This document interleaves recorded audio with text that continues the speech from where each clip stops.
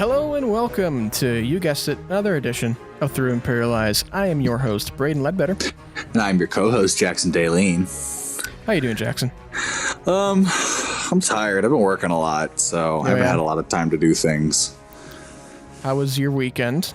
I worked. I didn't even celebrate Easter. I was at work. Yeah.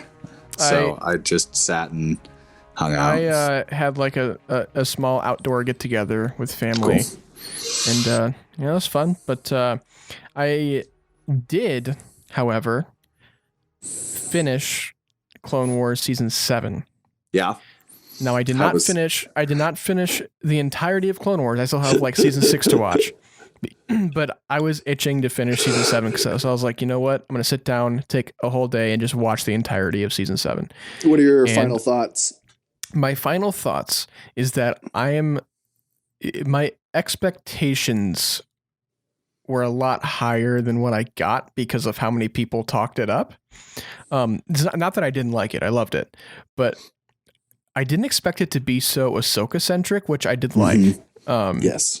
But I was expecting to see more, especially in those last few episodes, to see more Anakin and Obi-Wan, and like maybe we get like a scene from a different perspective from Revenge of the Sith or something. That would have been cool to see. I think the closest we got to that was when Order 66 went down, right, and it's the audio from Revenge of the Sith, but it's redone with Matt Lanter and all that. So yeah, I agree to that to a point. It makes sense of obviously like the last four is all just, I guess, the other characters that we've known.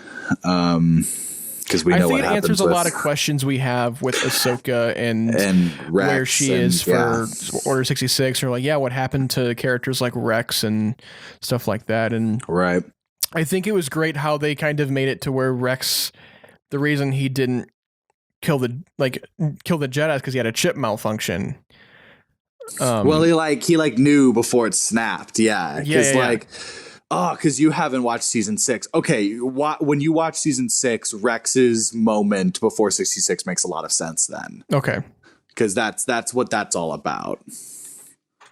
And it's what, like, why Ahsoka, understand. Like, when she, goes in the terminal and, goes through she looks at Five's record, right? That's, the whole thing. Right, yeah. That's the arc in season 6 with Fives. Okay. Is he figures out the inhibitor chip, and Rex is the person who isn't with him, but he's the person that Fives tells. Gotcha. Yeah, because I did see that what was that arc in the beginning with the Bad Batch and they're trying to get back Echo, is it? Echo, yeah. Yeah, I like that. I like that little arc too. Yeah, that was a fun one. I like how, because it makes the finals, it makes everyone in at least in Anakin's arc team hit really hard. I was so surprised how Anakin's in one big episode and that was it. Yeah, they barely have a lot of just both Anakin and Obi-Wan. I agree. Yeah, I was very surprised at how it really took its time showing us a lot of the clone drama and then a lot of the Coruscant underground kind of stuff with Ahsoka and that the sisters. Second arc is very kind of just it's very side story feeling. Catching up with Ahsoka. Yeah, I agree. Yeah. But overall, I think it is, to me, the most entertaining season, mostly because it's the shortest, so it has a lot to do in a short amount of time. That is true. Those last 2 episodes, I think, are probably my favorite. Yeah. Those are the ones that I usually rewatch, are the last 2. Yeah, I definitely like how once we get towards the latter half of this season, we get the old Lucasfilm logo and a lot of the music cues are different for each, and it's just they fade in on the red Clone Wars logo. Literally the episode when 66 is in the 2 episodes. I love just the tension in the music leading up to Kevin Kiner needs to score a live act. He's going to be the new John Williams, I hope. I really hope he's the next John Williams when it comes to scoring, because he brings that Williams vibe to all of the episodes. And I think that's what, movies like Rogue One and Solo, while they do have great scores, they don't feel like Williams, and they don't have that magic, je ne sais quoi about Williams. Triumph. Yeah, there's just something about Williams' style that Kevin Kiner is able to capture so well. So I really hope that sometime in the future that they get him on to do a live action, either, the show, one of the shows, or even some of the films. But yeah, that's kind of what I've been up to. And then I just purchased, I pre-ordered Skywalker Family at War, the Skywalker biography that came out today as we're recording this, April 6th. I'm excited to get into this because I hope there's some good nuggets for just Skywalker family things and drama that we don't know. Info. Yeah, some gap fillers for sure. Mm-hmm. I hope that we get that in here because I'm going to probably start this tonight, and then by next week, hopefully I'll be ready to talk about it. But yeah, that's kind of what I've been doing, and then I've been itching for a Rebels rewatch too. After finishing Clone Wars, I was like, oof, I really want to get back into Rebels, but I got to complete 100% Clone Wars first. I might watch a Mandalorian episode here in the next few little while. I've been kind of just thinking about like season 1, just kind of like the originality and creativity of season 1, just how fun and I guess harmless season 1 felt, Yeah, I have only seen the first season once. I've seen the first episode a few times, but I think I've only seen probably the latter half of season 1 once. I'm probably in the same boat with you. I think I may have watched like an episode here or there, just a second or third time, whatever. Once we get to Mandalorian for the Cantina episodes, we'll dive back into that. But anyway, we have a little bit of a dense news week. Not that that's a lot of big news, but just a lot of news from different parts of the galaxy. So what's our first story here? So starting off, Ahmed Best, best known for playing Jar Jar Binks. Hey. He confirmed, he essentially cleared the air of if Jar Jar was going to show up in Obi-Wan Kenobi. And he says no. Obviously, his direct quote, which was a tweet of someone asking, is thanks for the love, but I will not be in the series as much as I would have loved to be part of it. But I'm ecstatic to see the folks who I love dearly back together doing great things. I'm honestly not surprised by this. I think if anything, it would have been a fun little cameo. But yeah, although it would be cool to see them just say screw it and give Jar Jar something. Like, right. Even if it is the Kenobi series, I don't know if this is the series to do that with. That's but like, I hope down the line they're like, or they have that what is it called? Like the Jedi Temple Challenge. It's kind of like it's called Jedi Temple Challenge. And Ahmed Best hosts this. It's kind of like a kid's. Not really a game show, but kind of like those shows, like remember The Legend of the Hidden Temple? Yeah. In those kind of old Nickelodeon shows. Well, it's kind of like that, but for Jedi, like the Jedi Trials, and like they That's go. Cool. And I remember watching it when it first aired on YouTube, and originally supposed to go on Disney Plus, and they put it on YouTube. But was it a live action show or like an animated show? No, yeah, it's like a game show. It's like a reality game show. Huh. I've never heard of this. Best is kind of like this Jedi persona. It's really cool. I highly recommend checking it out if you just want like some fun Star Wars kids action. But it would be cool to see that character that he kind of plays in that show to be brought somehow to something. Yeah, to the actual films or TV shows or whatever. But that'd be fun. Yeah, I think that this isn't the time to bring Jar Jar back, even though it would be fun to see just like a nod or a cameo. This isn't the tone to bring Jar Jar back. Yeah. And we're getting dark and moody here. We're not having fun with the kids. Like, yeah, and given the divisiveness of the character in general.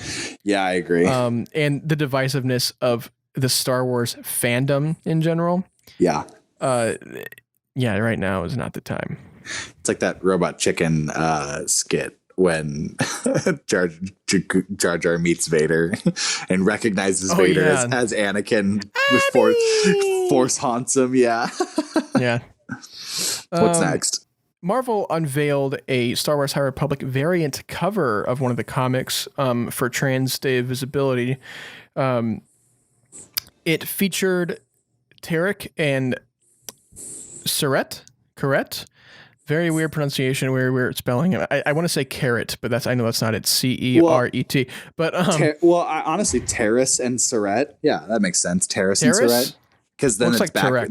They're the same name, just bags. Well, either way, they're both trans non-binary Jedi, and they are featured on the cover of this comic. And I think that is super cool for Star Wars to include. It's hard to explain because we don't see gender identity or anything like that discussed in Star Wars in the galaxy at all.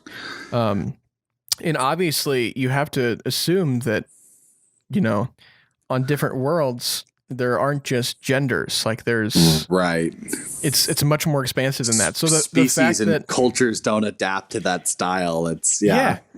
And I think it's just super interesting, and it makes me very happy to be a Star Wars fan that they're finally bringing some of that kind of inclusiveness, especially with gender identity and trans people. I mean, some of my friends are openly non-binary and trans, and it's just super cool that Star Wars is doing this, and especially with the High Republic and all that new kind of fun stuff that I hope we get to see more of in the future. Yeah, I agree. I think this is a cool place to start, and if anything, you can always go up. I would always love to see a non-binary, non-conforming style person be in something cool, be leading in something, showing that style or showing that visibility and that acceptance and that cultural normality to it. Yeah. And it kind of disappoints me that some of the comments on the post about this, whenever they announced it, were very disgusting. They were not they were not pleasing to look at. A lot of the I don't want to get too far into it, but I just want to say that a lot of the response from some of the toxic and those kind of fans was not very positive, and I did not appreciate that. But kind of moving on here, what is next? The Thrawn Ascendency trilogy is coming to a close with its final book, Lesser Evil. This is the final of Thrawn's childhood trilogy. These are essentially what's leading him up to joining the Empire. If he hasn't been, I haven't read any of the Thrawn books. I haven't either. No. But the trilogy itself details of Thrawn's early years and his career in the Chiss Ascendency beyond the Outer Rim before he appears within the Star Wars as we know him, which was in Rebels and the old books and then the new trilogy and then Rebels and all that fun stuff. So there's so much Thrawn. I think it's funny that we essentially know every single second prior to his disappearance. Yeah. Which is cool that we can only go forward now. We know literally everything about the character. Yeah, Thrawn has always been one of those characters that has always intrigued me, but I don't think they've done enough with him to where I'm invested. Mostly because I think it would probably help a lot if I did read the Thrawn books. And I haven't read the the OG Legends Thrawn trilogy, the Timothy Zahn one. I say that as if these aren't Timothy Zahn as well, but yeah, right. It's a character that has such a cult following, right? And, has always been kind of outlandish when it comes to Star Wars. Yeah. See, I really like Thrawn. I really love him in Rebels, and I've never read the Thrawn books, so I can understand why people definitely, you're definitely right of people, there's a cult following for Thrawn. Yeah. I don't know. I guess if people are wanting that demand just to get that much content, means keeping Timothy Zahn paid. I mean, yeah, and they wouldn't keep making these books if people weren't buying them and reading them. If people weren't enjoying them, I agree. Yeah. But that kind of brings me to my next kind of question. Where do you think, after Rebels and they kind of him and Ezra kind of disappear, Where do you think Thrawn is going to show up next? Like not physically, but like in what piece of content do you think Thrawn is going to show up next? Probably the Ahsoka series. Yeah, that's what I'm thinking too. And I think that's probably going to branch itself into Rebels too. Because I'm assuming Ezra's going to also be in Ahsoka. Because Ahsoka's only 6 episodes? They didn't say. They haven't confirmed really anything about the number of episodes or like how long these series that they announced. Right, a lot of them are I don't know if they're going to be constant or quick one-offs. But I'm thinking they're going to weave the Mandalorian, Ahsoka, and Rangers of the New Republic stories all together. And have it, and we've talked about this before, and have it all lead up into like a big movie or a big trilogy or something like that. That'd be kind of rad.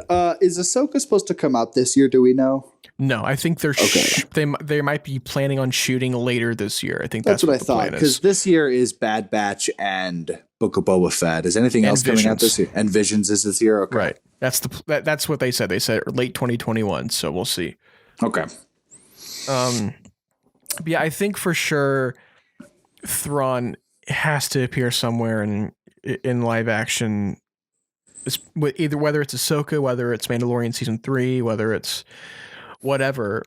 Yeah. Because they kind of made a point at the end of Rebels that Sabine and Ahsoka are kind of making it basically their life goal at the end there to find Ezra and Thrawn and to bring Ezra home.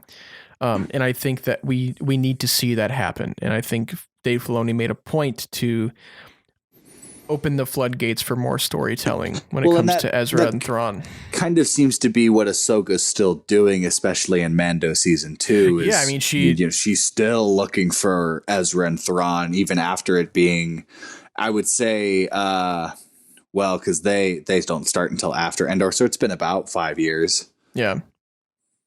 So yeah, it'll just be, I've said this before, but it'll be so cool when we finally get the reveal of Thrawn in live action. And I agree. I can't stress this enough. I really hope they keep it they keep it under wraps and they don't even show him in a trailer or anything. You just surprise us with him. Yeah, that's going to be awesome. Yeah, like that's going to be so good. Maybe like the finale episode of the Ahsoka series, we get him at the end there, and then maybe it brings us into Mando season 3 or something. That would be Mando cool. season 3. Yeah, that would be kind of cool because then like, I wonder if any Mandalorians still stuck with the Empire after the Purge. Yeah, I don't know. That'd be cool. That would be cool if Thrawn was on the opposing side of because I expect Mando season 3 to be all the war for Mandalore, the Mando War. We don't even know if Thrawn and Ezra are in the same galaxy right now. Yeah, that's true. Because they left them in that world between worlds, and that they left kind of the concept of it in such a gray area, and so mystical and mysterious. They're just gone. We don't know where they could be. Out. Yeah, so that's wild. What do we got next? That's a lot of ground to cover, but we keep covering this, and it keeps coming up, and it's the same news every time. Lego Star Wars, the Skywalker Saga. This one, I actually was really upset. It's delayed again. It will not be releasing this spring like they promised last year. So this is kind of Lego's statement and TT Games' statement. They say, all of us at TT Games are working hard to make Lego Star Wars The Skywalker Saga the biggest and best ever Lego game. But we're going to need more time to do it. We won't be able to make our intended spring release date, but we will provide updated launch timing as soon as possible. So that means November, they'll be like, yeah, it's coming out spring 2022. Yep. So, man, I mean, I'm glad they're taking more time, and there's probably things that have come up, and maybe they've had more ideas for cool things to do, but that's still disappointing. I just think it's so, when you're looking forward to something so badly, and then it just keeps getting delayed and delayed. It keeps getting pushed. It speaks a lot about the time we live in right now too, especially with COVID. I'm sure a lot of this game was probably, you know, most of the development of this game probably happened this year, and I'm sure a lot of those people worked from home, and it's I'm massive sure it slowed things down a lot too. It's a big game, so it's on top of that. It's it's requiring a lot of I say crunch time, but I don't think TT or Lego are trying to cause crunch time, because that's what ruins a game. I think they just want to make it right, which is good. Yes, and I'm glad. Which is good. Yeah. Sorry, I didn't mean to. No, I was just kind of collecting my thoughts, but they say that this game is going to have some kind of Bad Batch tie-in DLC as well. That's cool. So I think that, maybe they're waiting on the Bad Batch to come out to see how people respond to that. And well, I know too, like the Lego Marvel games had DLCs that had specific characters, and like that. I wonder if they'll do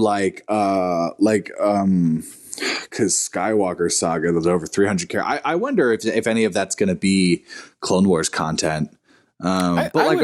I would assume so. But like I'm saying, like have like a Clone Wars DLC pack, have a Rebels DLC pack, and it's the Ghost Crew, have Mandalorian's, DLC pack, and it's Mando, it's a Boba Fett variant, it's Fennec Shand, it's kind of like, have you ever played the Spider-Man for PS4?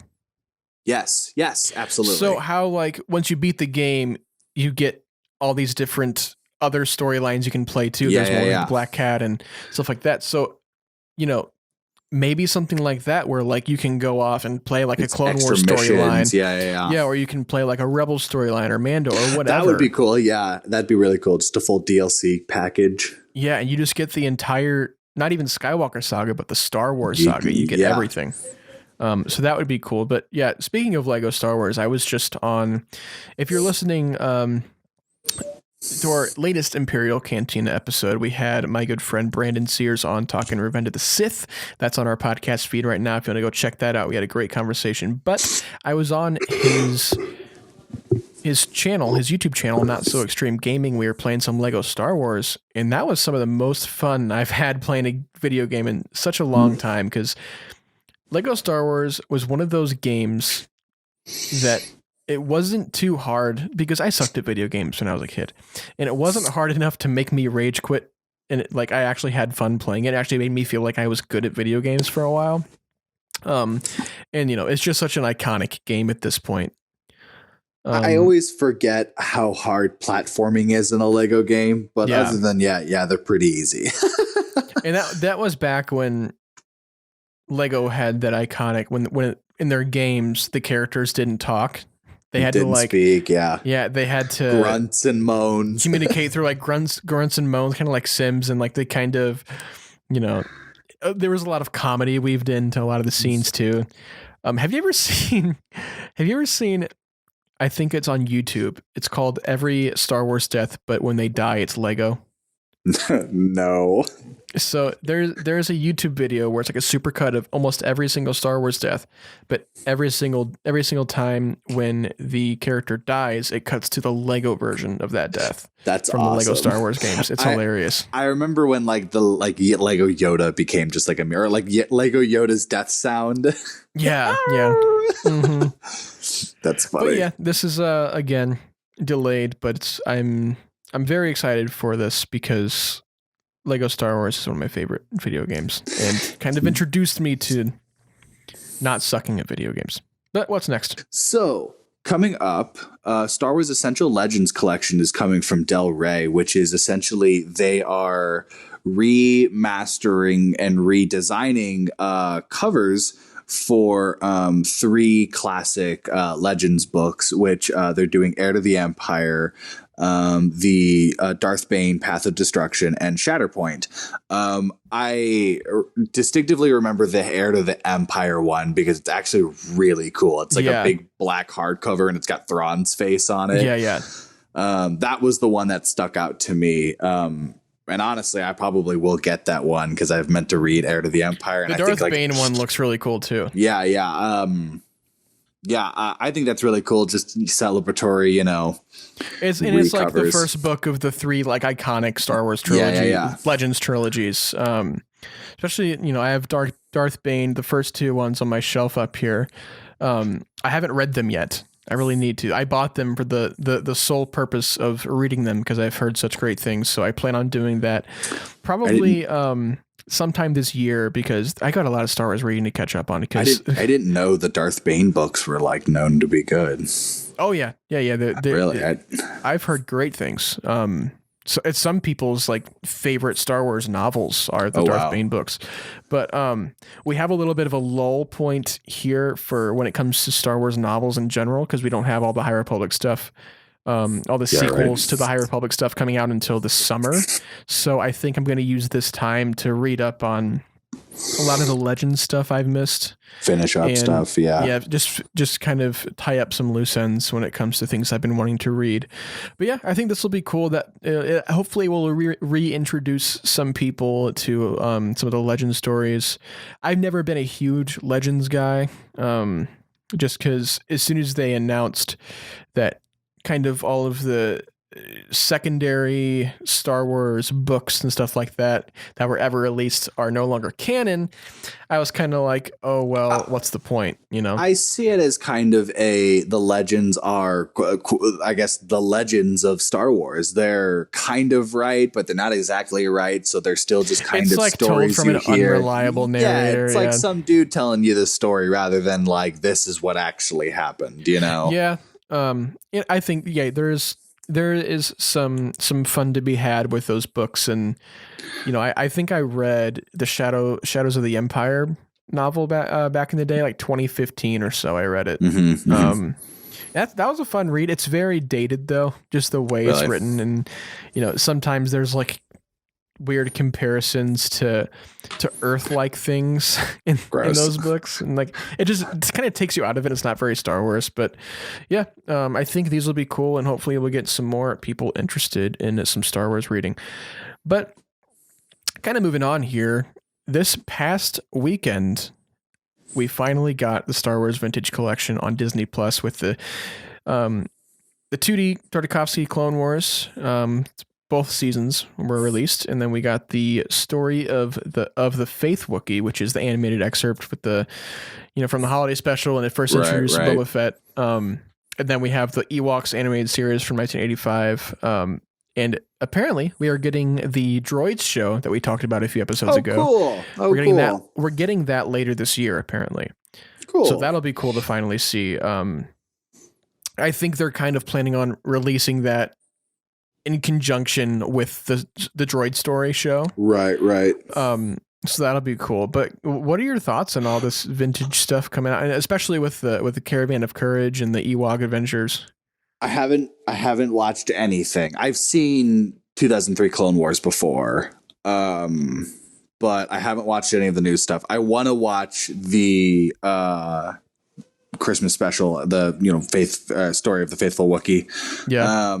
I do want to watch that. I've heard one of the Ewok movies is fun if you're a Mandalorian fan. I don't know what that means. I have no idea what that means. So yeah, it gives me some kind of curiosity to check it out, and I planned on checking it all out either way. But yeah, me too. We should do we should do Cantina episodes on the Ewok movies. I definitely think we should. Absolutely, I think we should do every single bit of Star Wars content that there is. Yeah, for sure. I like how they did it in a vintage collection rather than it just being, here you go. Like, here it is. It's on the Star Wars page now. Like, it's actually like, yeah, they have give like us a retro little, like, here's what we used to make. Yeah, it's kind of like, you know, grouping Star Wars Legends into Legends, like giving this like a title of, it's just the vintage collection of fun animated stuff and TV movies and movies that kind and of thing. that. I think they said we might be getting the holiday special as well. I don't know why they haven't at this point. It's a meme enough that it would get views for that reason, but like, if you're gonna put the vintage collection on, at least put the thing that George Lucas doesn't register even as Star Wars canon, you know? So I think this is my theory, and I could be 100% incorrect, but it is my theory that somewhere during the sale of Lucasfilm, there was a clause in the contract for Disney saying that they cannot release the holiday special in any way, shape, or form. Anything with it. Yeah, that is my theory. That's hysterical. I just think that's hilarious that people like because it is absolutely something Lucas would put in the contract. They have to go through such great lengths to avoid releasing this. Yeah, I mean, Lucas has gone on record saying that he wishes he could go and burn every single copy of it so it never exists ever again. But you know, the internet is forever. I want it so bad. I want it on Disney Plus so bad. I want the Blu-ray. Give me a Blu-ray of the holiday special. A Steelbook 4K edition. Yeah, the Steelbook 4K extended edition director's cut, complete with weird Mark Hamill makeup and all.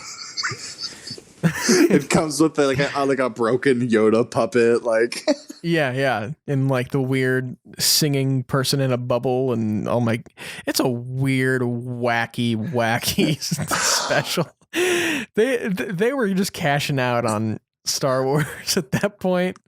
Have you seen the entire holiday special? I've seen none of it. Oh, you haven't seen it? I've seen like little excerpts that like documentaries have shown, but that's it. I know the concept of it. I know what it's about and what happens. So I think it is essential that one night, whatever night that is. Sorry, my dog's barking. I think it's essential that one night we need to hop on Discord or something. Oh my God. Watch through the holiday special together because I want to experience this with you. Hardcore. I'd be so down for that. I need your live reactions because this is insane. I cannot believe you haven't seen the holiday special. No, I've never. And that's why I'm like the Ewok movies. I'm also excited for because I have no idea what I'm stepping into. Yeah. But cool. What is next? So before I started, what was the author's name again? Oh, sorry. Sarah what? I have it pulled up right here. Sarah Kuhn, Kuhn, and it is just the adaptation of the audiobook is coming to hardcover. Okay. So next, this is kind of just a quick news. The audio book by Sarah Kuhn about Dr. Aphra is being transferred into a hardcover copy that is going to be put on sale. So if anybody's ever listened to the Dr. Aphra, I guess, is that a audio book? It's just an audio book. Yeah. Yeah. You can now have a physical copy of it, which I think that's pretty cool. I didn't actually know there was a Dr. Aphra novel. Yeah. It's kind of like, the Dooku Jedi Lost thing where it's kind of like an audio drama. And, they released the physical copy, which I still have, and I still need to listen to slash read because I've heard good things. And Kevin Scott wrote that one, and he's a big author in the High Republic and like that kind of thing. But do you think that... I don't want to turn this into a physical media conversation, but how important is it that we actually do have these, like physical books and physical Blu-rays, like I talked about the holiday special Blu-ray? Because my view of it is one day when, we're in apocalyptic state and every cell phone tower is knocked down. Every internet tower is knocked down. All we got left is the Blu-rays and books and that kind of thing. Okay, I'm on the same page as you. We can't log on to Audible and listen to our audiobooks or watch Netflix. We got what we got. I use such services, but I have it for collectors reasons. I like the aesthetic of owning the books, of owning the movies, of having it, in a shelf somewhere rather than just be like, oh, you want to watch a movie? I bet you my TV's got something, Yeah, and I've never been anti-streaming. I think streaming's great, and that's especially what I'm saying. So for me personally, as of right now, I only own the original trilogy. Everything else that I've watched has been on Disney Plus because I have that ability. I don't need to own the entire saga right now. I will. Obviously, I'm probably going to buy that giant Skywalker box set that's like $500. Yeah. I've always said that when I hit my midlife crisis, I'm going to lock myself in a room and just play all the Star Wars movies. I'm probably going to be buried with one of them. Yeah. But when it comes to books, do you prefer holding a physical book, or do you like reading an ebook or listening to books? It's funny you say that, because I like the aesthetic of books. I like having books, but I've noticed my attention is much better contained when I'm reading off of my iPad. When I am reading off of a screen. Yeah, just something about it. I'm able to just I burned through those 2 High Republic books. Yeah. Not because I had a crunch time, but because I genuinely enjoyed them. Whereas like I'm still working through a certain point of view, Oh, wow. Really? Yeah, I'm still like, I just chip at it whenever chance I get, but I'm itching to read stuff. I'm like, I want to read more things. Maybe you should get a certain point of view on your iPad. You might burn through that. I might, honestly, and might just finish it up and just keep it as a book. Because I have the Empire Strikes Back one on my iPad. So I'm like, well, if I finish the first one, I'll just burn through the second one real fast. Yeah. So. I think with me, like, why I'm happy they do this kind of stuff, like putting Dr. Aphra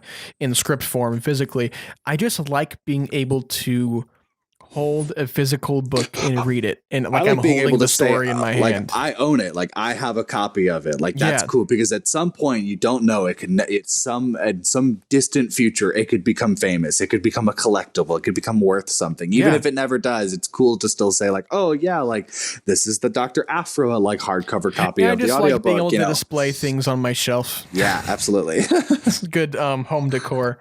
But kind of wrapping up here with our last story of the week.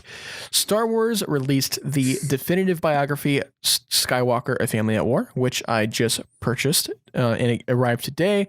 And here's kind of the breakdown. So this biography explores every twist and turn of the Skywalker dynasty, the slow seduction, the dark side of Anakin, his doomed marriage to Padme, the heroics of Luke and Leia, the fall and redemption of Han Solo and Princess Leia's son Ben, and the struggles of his dyad in the Force, Rey. So they're taking the whole Skywalker saga and just getting in deep, going all the way from Anakin to Rey, which is great because #Rey is a Skywalker. I will die with that. How many pages is your hardcover, at least, from chapter 1 to final chapter? It's about 300 pages, a little less than 300 pages. Oh, really? Yeah. Oh, that's not a lot. I'm shocked by that, actually, because I'm like, how? So there are chapters in it. And it goes by era.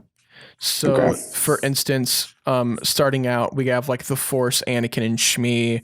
Later on, we're at Rise Darth Vader, Duel on Mustafar, that kind of thing. And that's like 100 pages in.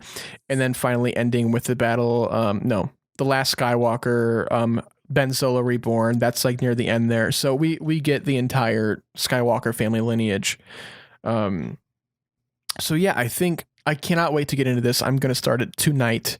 So hopefully by sometime next week or so, I will have an actual in-depth reaction and review in case people listening to this are interested in reading it. But do you think there is any other opportunities for a Star Wars biography of any sort?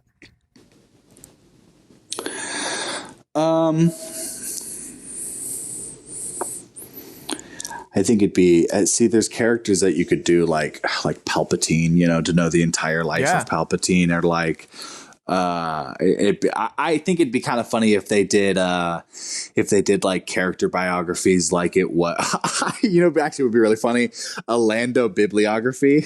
Yes. Or not bibliography. I was going to say bibliographies. He's citing his sources. Autobiography. That's what I mean. Yeah. They kind of have something like that with Last Shot. Is that what last? See, I never got. It's not exactly what it is, but like it like cuts back and forth. I think because don't you have that downloaded? Last Shot? I have it downloaded, but I only read like a little bit of that first chapter. I didn't get far. I think it like cuts back and forth from old Han and Lando to young Han and Lando. That's cool. That's fun. Yeah. But yeah, I definitely agree. Palpatine would be a great, interesting biography. Right? That'd be fun. Yeah. Yeah. Dive into Darth Plagueis, and especially, have you read the Darth Plagueis novel? Because I haven't. No, I haven't. It's on my list though, because I remember I looked up books that were like, what are popular Star Wars books, and the Plagueis one was like a top one. So I was like, okay, yeah. Yeah, I've heard that, and it came out like it kind of got snubbed because it came out the year Lucasfilm was sold to Disney, and the slate was cleared from all the Legend stuff. So it just missed the cut. Just missed it. Yeah. Yeah. Yeah. I think it'll be interesting to see if this has great reception and they're like, all right, let's do another. Mm-hmm. It would be cool to see just like a Han Solo. I was life thinking biography. that too, like a Han, yeah. Or just give us a weird side character biography too. Because I think of this as like a Star Wars nonfiction history book of just I story of the Skywalkers. If because I'm assuming we're gonna learn more about Yoda and like Grogu's species, right, and see where that takes us. And I bet you if we learn more species wise, if we'd get like a Yoda biography, or at least like I think I like the mysteriousness of Yoda though. I say if you do a Yoda biography, start it to when he's in the Jedi Order. Don't do anything prior. He is do like Yoda's Yoda's and like the highlights of Yoda's Jedi time, because you could at least see some of it in the High Republic, but at least talk about the big stuff that happens. Yeah, this maybe is obviously fill in some down gaps the line because there's going to be I think another cool one would be Mace Windu. Mace Windu would be neat. Yeah, kind of why he is the way he is, and you could do like his trust issues. That's funny you say that. You could do like 3 different but important Jedis, and each section is their time in the Jedi Order. Yeah, so do like Mace Windu, do like Qui-Gon Jinn, do like Yoda, or speaking of Qui-Gon Jinn, today's been I love this episode. It's been a very book centric episode, but I need to read Master and Apprentice as well.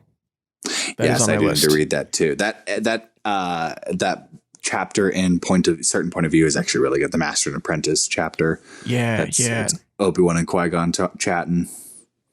Yeah, man. Star Wars books and literary content from Star Wars is so underrated. They built most of that universe. Yeah, it is criminally underrated how well told and well written a lot of these Star Wars books are, and just a lot of them are just don't get enough attention. They just kind of passed up.